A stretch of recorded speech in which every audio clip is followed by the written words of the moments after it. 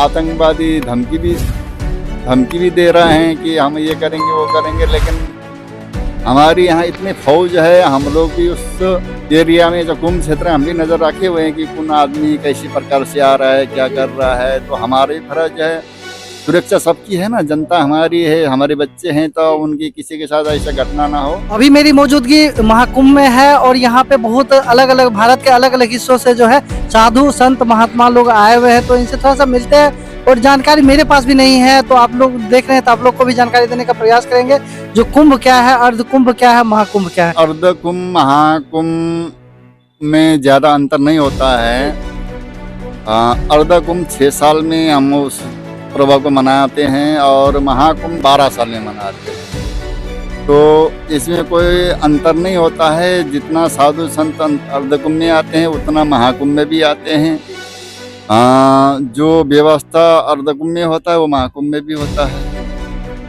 तमाम प्रकार से गुफाओं से, पहाड़ों से, देश विदेश से हम लोग साधना करते हैं कि हम कुंभ में आए, यहाँ ये अमृत बेला में स्नान करें। ये हमारा सनातन का सबसे बड़ा पर्व है, इससे बड़ा कोई पर्व नहीं है सनातन की। तो इसीलिए हम लोग साधु संत भक्त, भक्ति भी जरूरी है, भक्ति से ये संसार है। हम लोगों को दान दक्षिणा देते हैं, तो सबसे बड़ा रोल तो भक्तों को ही होती है क्या, उसी भक्तों से हम भी बाबा बने हैं। तो सबसे बड़ा गृहस्थी आश्रम है, उस आश्रम से आगे निकल के संन्यास आश्रम उससे बड़ा है। अगर हम उस मार्ग में चलेंगे तो, अब बीच में हम गड़बड़ा जाएंगे तो फिर वो संन्यास बनने से कोई फायदा नहीं है। अपने अपने जगह पर सब सही है। इसकी महाकुंभ की बहुत बड़ी महत्व है क्या, सनातन में जो हम लोग पैदा हुए हैं इसके लिए बहुत बड़ी बात है और बहुत बड़ी ये हमारी पर्व है। तो इसको हम बहुत बड़े मेन मानते हैं। और ये महाकुंभ आ रहा है 24-25 में।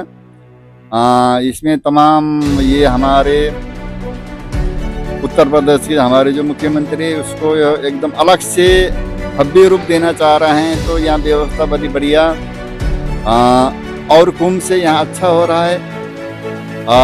कुछ आतंकवादी धमकी भी दे रहे हैं कि हम ये करेंगे वो करेंगे, लेकिन हमारी यहाँ इतनी फौज है, हम लोग भी उस एरिया में जो कुंभ क्षेत्र है हम भी नज़र रखे हुए हैं कि कौन आदमी कैसी प्रकार से आ रहा है, क्या कर रहा है। तो हमारी फर्ज है, सुरक्षा सबकी है ना, जनता हमारी है, हमारे बच्चे हैं, तो उनकी किसी के साथ ऐसा घटना ना हो। मतलब आप कह रहे हैं महाराज जी जो भक्त है तो भगवान है, आपने ये कहा कि भक्त है तो हम हैं और हम हैं तो भगवान है, या भक्त है तो भगवान है? देखिए, सिद्ध और साधक, ठीक है ना, गुरु और शिष्य, हर चीज का जोड़ा है क्या। एक गृहस्थी जीवन में पति पत्नी का एक जोड़ा होता है, उसी तरह हमारे में गुरु शिष्य का अलग अलग हमारी जो मार्ग है, परंपरा है, वो गृहस्थी का अलग है, संन्यास में अलग है। सब कुछ गृहस्थी से आते हैं हम लोग ना। किसी माँ बाप के हम बच्चे थे, हम भी वही गृहस्थी से आए हैं। तो गृहस्थी हमको दान देता है, तमाम प्रकार के हमारा जो सुविधाएं हैं वो उपलब्धि कराते हैं, तो उनका भी तो रोल है, ठीक है ना। तो ऐसे भी सबसे बड़ा आश्रम है गृहस्थ आश्रम, तो मेन मानना चाहिए सबको। वहीं से सब आते हैं, कोई शैतान बन जाता है, कोई भगवान भी बन जाता है। तो अपने अपने चलने का लक्ष्य, हमारा क्या लक्ष्य है, हम क्या कर सकते हैं अपने धर्म के लिए, अपने सनातन के लिए क्या हम दे सकते हैं। भरसक हम लोगों को एक अच्छे मार्ग को चलाने का कोशिश करना चाहिए, अपने धर्म के मार्ग में चले आगे, और आने वाला समय में, आने वाला पीढ़ी के लिए हम कुछ दे के जाएं कि भैया हमारे साधु संत ऐसे थे क्या। और ये तो भव्य दिव्य कुंभ हो रहा है, इसमें अलौकिक ये चीजें हैं। आप भी रात में शास्त्री पुल से देखोगे तो आपको लग रहा है कि स्वर्ग यहाँ बैठा हुआ है क्या। अभी तो पूरा सजावट नहीं है, अभी 2-4-10 दिन में पूरा सजावट हो जाएगी, तो फिर ये देखने लायक सीन, एक अलग से स्वर्ग लोग यहाँ बसा हुआ है ऐसा लग रहा है। अभी तो तमाम अनुष्ठान होगी, हवन पूजन जाप, ये सब सिस्टम बड़े बड़े पंडाल बन रहे हैं। तो कह रहे हैं जैसे यहाँ पे जब तक महाकुंभ होता है तो भोले बाबा का यहाँ वास होता है, तारों का शहर महाकुंभ कहा जाता है। भोले ही बाबा का नहीं, जितना भी हमारे जो सनातन में जितना हमारे देवी देवता है ना, सबकी बास यहाँ होती है। सबकी बास। सब देवता क्या, सब देवताओं की यहाँ बास होती है। सारे देवता यहाँ आते हैं, कोई पागल बन के घूम रहा है, कोई कुत्ता ही बन के घूम रहा है, सब अपना अपना देखिए जो असलियत है, कोई दिखाता है कोई छुपाता है। हाँ, कुछ प्रदर्शन दिखाते हैं तो कुछ लोग उस प्रदर्शन से दूर रहते हैं। क्या ऐसे भी हैं तो यहाँ कई रूप बना के ऐसा इसको लोग का दर्शन के लिए तमाम साधु संत दर्शन के लिए आ रहे हैं। हाँ, बड़े बड़े महापुरुष यहाँ आ रहे हैं।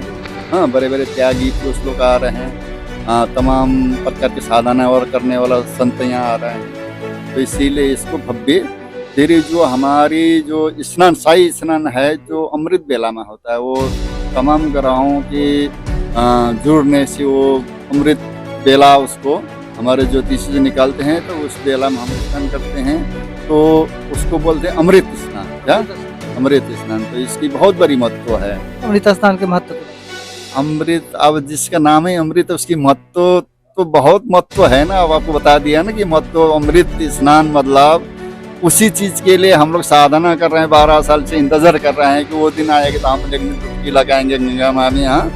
हाँ, हम डुबकी लगाएंगे तो तमाम साधु डुबकी लगाएंगे, फिर वो गंगा मैया पवित्र हो जाती है। फिर उस पवित्र गंगा में हमारे भक्त जगह से आगे वहां लगते हैं तो वो भी पवित्र हो जाते हैं, इसीलिए उसको अमृत स्नान बताया गया है। महाराज जी, स्नान बहुत सारे हैं, तो किस दिन नहाना महाकुंभ में उचित होगा भक्तों के लिए? भक्तों के लिए ऐसा है बाबू ना, गंगा तो अमृत तो रोज स्नान करना चाहिए। अभी माघ की महीना आ रहा है तो पूरा कल्पवास लोग करते हैं, कल्पवास करते हैं, तो रोज स्नान करना चाहिए। मेन जो हमारे स्नान है, जो परंपरा आदि अनादि से हमारे पूर्वजों ने करते हुए आ रहे हैं, तो मेन माघी संक्रांति का स्नान है 14 जनवरी को। तीसरा मौनी अमावस्या है 29 जनवरी को। तीसरा बसंत पंचमी है 3 फरवरी को। और चौथा माघ पूर्णिमा है। फिर 5वां है अपना शिवरात्रि का स्नान। 5 ये 5वां अमूल्य है।